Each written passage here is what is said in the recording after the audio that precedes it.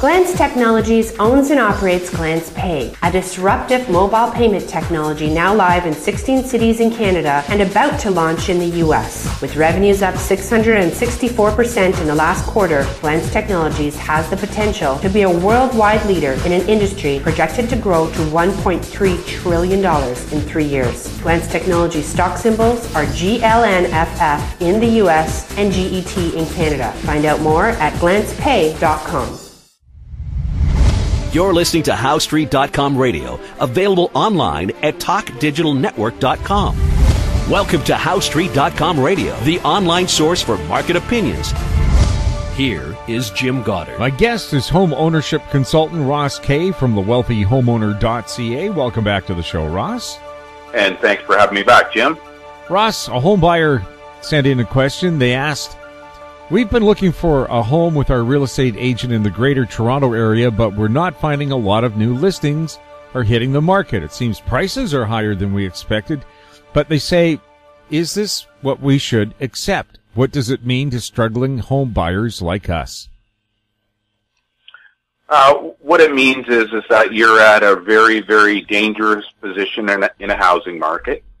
It means that it's going to be misrepresented what you're actually seeing going on, and it's probably also going to mean that you are at risk of your real estate agent taking advantage of you. And what I mean by that is that the real estate relying upon commission earnings to make their livelihood, they really have to direct you towards purchasing a home so they can make their own mortgage payments. What happens, Jim, when a market slows down is the first sign really is lower new listing counts. Now you have heard this misrepresented by organized real estate for a couple of decades now, and this is a North American phenomenon how it's talked about. We look at new listings as a leading indicator of future business. That's how my firm looks at it. We look at it that way because that was when I was in the selling business. That's how I looked at my new listings. When I got a new listing, if I was able to get that listing sold, it would mean that I would have a future sale. So when the new listing counts are low, it means future sales are going to be low. And this is regardless of these supply and demand myths that organized real estate pretends to be out there. What you have when a market begins to roll over, begins to correct, whether that's in Vancouver or Toronto or Calgary or Montreal, anywhere, the very first sign you see is a decrease in listing counts new listing counts. At the same time, sales are increasing. And that's one of the key indicators that a housing market analyst should be looking at to understand what's going to happen with the market in the near future. So last spring in the Greater Toronto area, when sales were continuing to increase, but the new listing counts were decreasing, everyone else was saying how the market was going to get busier and busier and busier at the same time that we are laughing. So my firm is sitting here laughing at that comment because it's absurd. If you don't have new listings, you will not have new home buyers to keep a housing market going forward. And this is why a housing market can't go on forever. Either there's enough new sellers entering the market that the market will be able to keep going forward and increasing, or they're not entering it at a quick enough pace and the market will begin to contract. There are only two outcomes. What these people are suggesting is the same thing that every home buyer has heard for the last 30 years in a correcting market, at the start of a correcting market. Oh, well, people aren't putting their houses on the market because they are afraid that if they sell their house, they can't go and buy something. Well, that's not true. People don't put their house on the market when they don't believe the market is going to continue going on the path that it's on. Homeowners are not as stupid as organized real estate thinks they are. Homeowners are not as foolish as economists and housing analysts and CMHC thinks they are. People know what's happening in their neighborhood far, far, far more quickly than what a realtor knows. Homeowners talk to one another. They're friends. They know what's happening in the market. They know what Joe and Sue are doing. They know what Pat and Alan are doing. They know what everyone is doing ahead of time. The realtor's really the last one to know. Well, actually, the last one to know is the housing analyst and the economist. But the people that are living in those homes, they know what's happening in the market. They know the market is slowing. They can feel the market. Let me put it this way, Jim. They can feel in their bones the housing market is slowing. Even though they hear in their ears the housing market's getting hotter. But they really know, they have an innate understanding of the housing market because they're living in it. So what they do is, no matter what's being shouted in their ears, they decide to hold off because there's a little bit of fear coming into the picture here. Ross, I wonder, are people not selling and putting stuff up on the market because perhaps people don't want to sell anymore and everybody who wanted to has? Well, there is also a point what we call market exhaustion. Now, market exhaustion is a very complicated calculation to come up with, and it really, in Canada's case, started back in May of 2013. So there was a pent-up demand in May of 2013 that was in the marketplace. Once all of that demand was removed from the market rolls over. The market normally only lasts between 18 months and 24 months before it rolls over. But what happened this time around is there were a whole series of inflationary impacts to organized real estate statistics that created a false illusion of the market. What I mean by that is when they started counting for sale by owners in the national sales counts in 2014 and increasingly in 2015, as the market was actually slowing down, everybody believed that the market was still getting busier.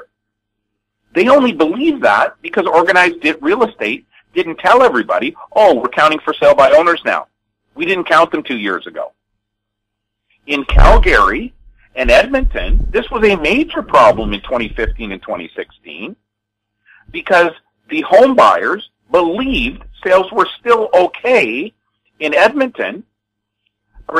Calgary when they weren't. Because in Calgary, they were counting Edmonton sales in their sales counts. Then the first sale by owner company went back to Edmonton in 2016, and that inflated their sales counts for the next year. Nobody knows this. In all fairness, Jim, I don't even think the average realtor understands what I'm talking about. But these are the facts. These are in the MLS rules and regulation changes. So that's really what we're talking about here. The people that are out there right now in the Greater Toronto Area who are finding there's not a lot of inventory to pick from, who think that they have to pay these higher prices, are being conned once again. Someone should be telling you, look, don't buy. Housing prices are dropping. Better quality of homes are going to come in the market that you're going to be able to select from. Why don't you wait a year and buy next year?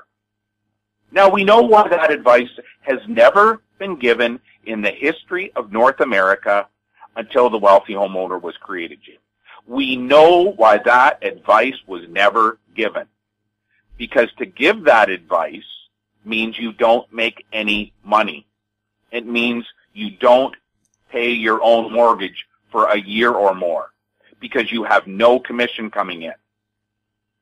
You need an independent body who can sit back and freely give you the advice, hey, We don't care if you buy or sell right now. We know in the market housing prices are falling. So, since we don't care, we recommend you don't buy right now. Well, how long am I going to have to wait? Well, right now, you've got to plan on waiting at least 6 months, probably a year, before we can even reevaluate the market again. Well, what happens if I miss the market? Don't worry about it. If the market turns, we're going to tell you. That advice has never been available in North America. It has never, ever been available because realtors need to make commission. We'll have more with Ross Kay right after the break. Hi, I'm Douglas Mason, President and CEO of Magnum Gold Corp Inc., MGI on the TSX Venture Exchange. A 2015 drill program on the LH property intersected high-grade gold, including 16.9 meters of 13.58 grams and 11 meters of 20.66 grams per ton gold. A follow-up drill program is planned to further evaluate previously identified subsurface high-grade gold mineralization. Please visit our website at magnumgoldcorp.com.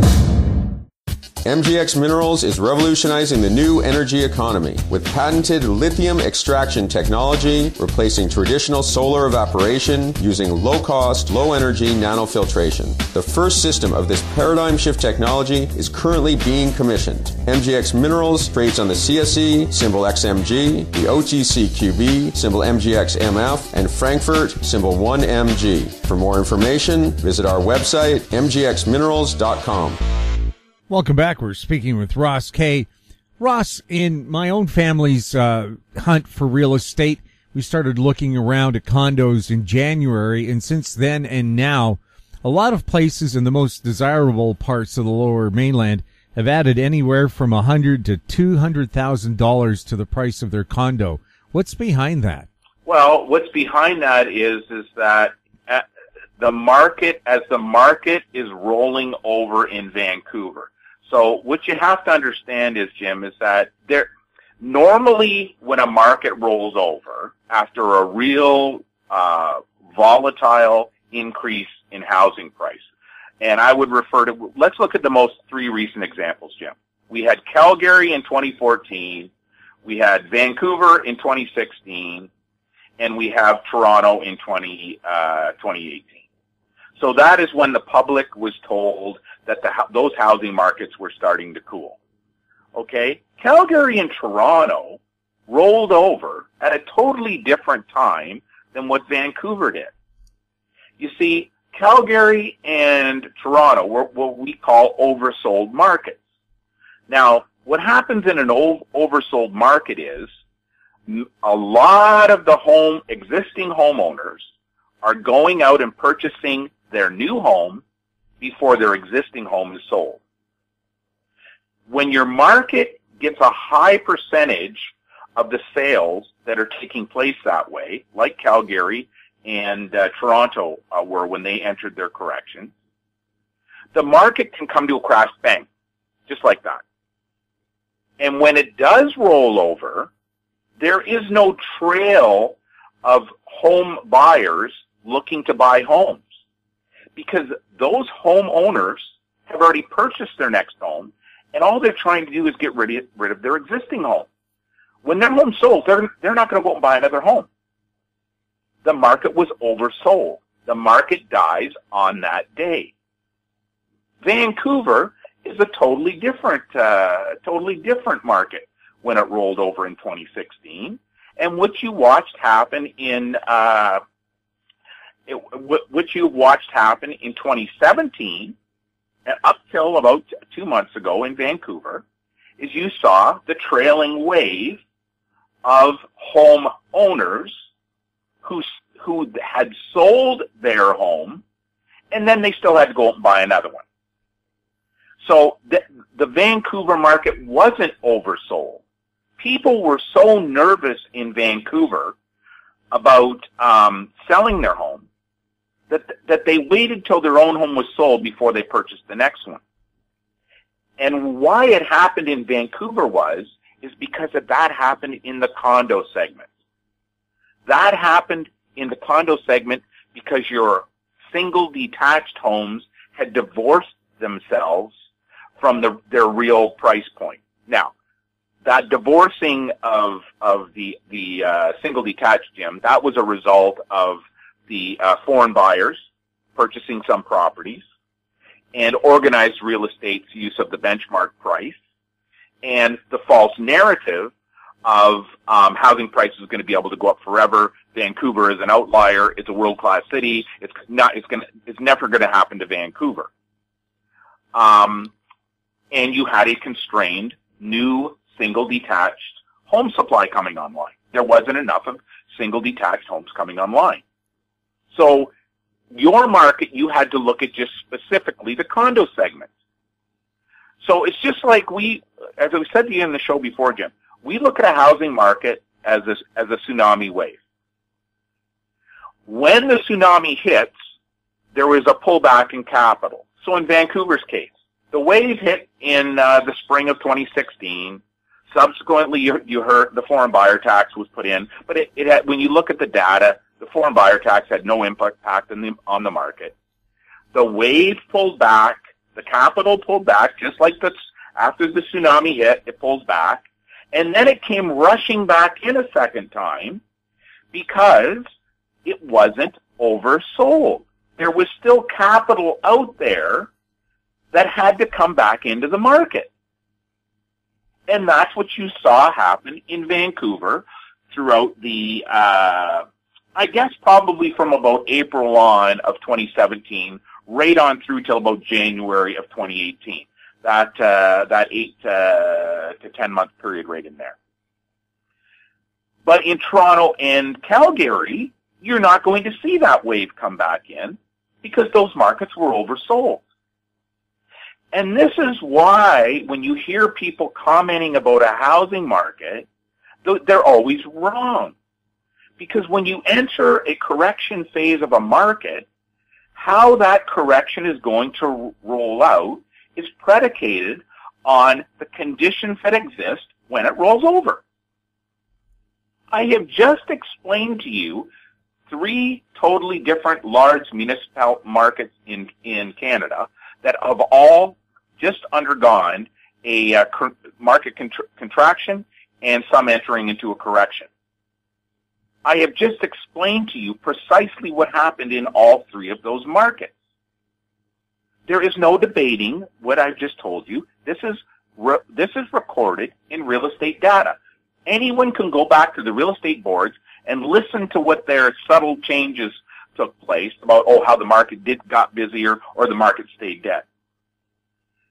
That's what the difference is, knowing how a housing market functions and knowing how a housing market rolls over and knowing how to measure the condition of a housing market any given moment in time. What you watched with the condominiums in the greater Vancouver area, not just Vancouver, greater Vancouver, and even to the outlying areas of greater Vancouver, because there was spillover from the Vancouver market into those areas, was that second wave of capital that had to flow into the greater Vancouver market, or there'd be a whole bunch of people homeless because they had sold their home and they didn't buy another one. The reason why you track existing owners moving into their next property, and the reason why you track days owned between trades, and the reason you track the days between pending sales and closing sales is specifically for this reason.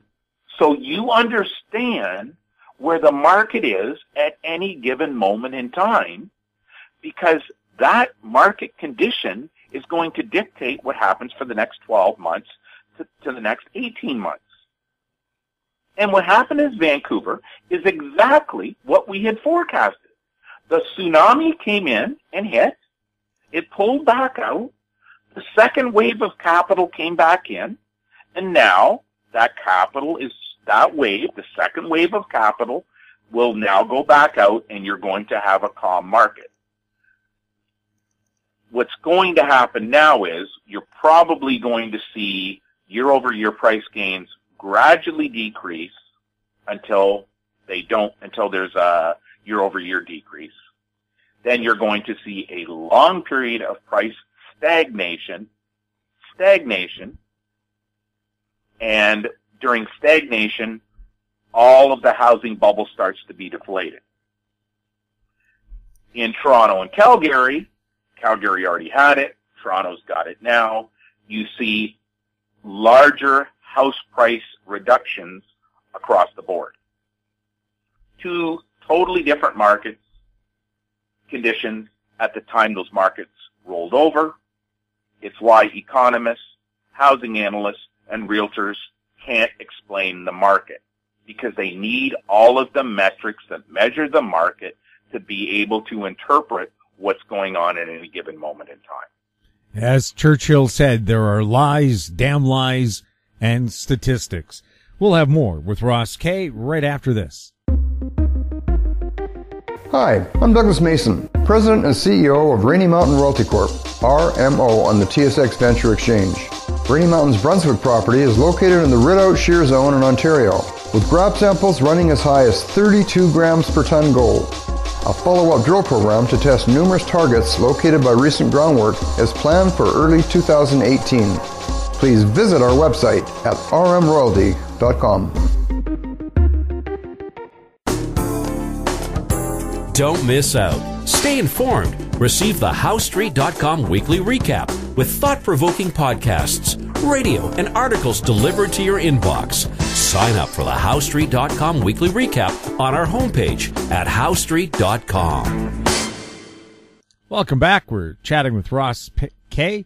Ross, we hear about parents being encouraged by banks and realtors to help their kids buy their first new home. What we don't hear is how much parents should consider giving. What's your ideas on that? What's my idea on that? My real truthful opinion of that is, and a lot of the younger listeners that are listening are not going to like what I've got to say, Jim. I don't believe that anyone should start out into home ownership relying upon the assistance of their parents to get them into the market. Now, I am not saying that parents should not gift to their children, if they so desire, a small amount of money to help with the purchase. What I mean by that is, if they want to help with the taxes, the lawyer's fees, new drapes, put a new fence up, we'll put the new furnace in for you as a gift. That's sort of like a wedding gift. You know, if a parent wants to do something like that, I really think that is fine. But when a home buyer relies upon someone else to allow them to get into the market, you have a major problem on your hands. Because what you are effectively doing is you're purchasing something you really can't afford to purchase. If you're relying upon your parents to purchase a home, that really means you can't afford it on your own. Now, I know people are going to say to you, they're going to say, well, what's he talking about? Look at the prices in Vancouver. Look at the prices in Toronto. Look at the prices all over. How can millennials do it? Well, how you do it is you live in your parents' basement. You make some agreement with your parents that you maybe pay a minimal amount of rent only, or you pay a large amount of rent, but the parents keep the rent for you, and they're saving your down payment for you. There's lots of ways to approach this where you're still responsible. I am not in a position, Jim, to say to boomers out there with their kids looking to buy a home and they're finding the market, not to do it. You know, everybody makes their own choice. All I know is that studying 40 years of home ownership, following thousands and thousands of homeowners through their lifetime of home ownership, that the most successful ones, the ones that continue to be homeowners, the ones that continue to build net wealth through owning a home, they do it on their own. Pretty much every young couple that I sold a house to, Jim, got help one way or another from somebody else. Whether it was a parent paying the lawyer's fees, like I said, parents helping out with a small amount of the down payment, parents saying we'll put a new roof on the house for you because you're not going to have that money on closing. Yeah, those things, I had literally thousands of those instances happen. But I can't honestly say I ever had a parent say, we're going to give Joey and Susie $150,000 down payment. I really didn't have that. None of my clients needed that. Yes, some of my clients, first-time buyers, they had to take 2 or 3 or 4 years to save up their down payment to be ready to buy. Yes, in those 2 or 3 years, they didn't take trips down south. They may not have purchased a new car. They may not even have had a car. They may have moved in, a couple, into the basement of one of the parents' houses. Those are all the choices that they made. They may have also lived in a little hovel of a dump for 2 years, being extremely happy, by the way, while they were saving their down payment. Then, when they were ready to buy, they were really, really responsible with the spending of their money. They just didn't rush out and listen to everybody else. They researched the market. They delayed their purchase. Maybe as a first-time buyer, it was better to buy in November of some years instead of March. That is a long period of time for a young couple to have to wait, when everybody is telling them, you've got to go out and buy. Prices are all going up. But for the prudent first-time buyer, the ones that want to be responsible, the ones who want to build net wealth through owning the family home, they just had to step back and say, this is what we've got to do. I believe that this handing over of money, first of all, Jim, I got to be honest with you, I do not believe it's happened. And I say that because mortgage data does not support that event taking place. There may be outliers, meaning less than 5% of the market where that happens. But for 95% of the market, it doesn't happen, because if it did, it would show up in the mortgage data. People may argue, maybe these HELOCs, maybe all these HELOCs that are being talked about right now are the result of parents borrowing money from their house to give to their kids to use as a down payment. What I can tell you is, if that was true, then CMHC and Genworth and guarantees the mortgage default insurance companies, their numbers would reflect that, which they don't. So, my advice to parents out there is this. You paid huge amounts of interest to the bank in order for you to buy your home 30 years ago. Over your 25 to 30-year mortgage, you made the banks wealthy with the huge amount of interest you had to pay them. Sit down and calculate the little tiny bit of interest your kids are going to have to pay. Sit down and calculate it. Look at it and realize what little tiny amount of interest your kids are going to have to pay. Look at the difference in purchase price between when you bought and what they're going to pay. And look at the difference in interest. You paid it. There are some parents out there who are going to pay 10 times. The parents paid 10 times the amount of interest than their kids are going to have to pay when they buy their home today. It's apples to apples, folks. It's pears to pears. Don't listen to all the noise. Sit down with your calculator, do the math. It's a black and white decision. Ross, thank you so much for chatting with us. Hey, thanks for having me on, Jim. My guest has been home ownership consultant Ross Kay from thewealthyhomeowner.ca. If you have any questions for Ross or any of our other guests, they can be sent to info@housestreet.com. I'm Jim Goddard. Thanks for listening.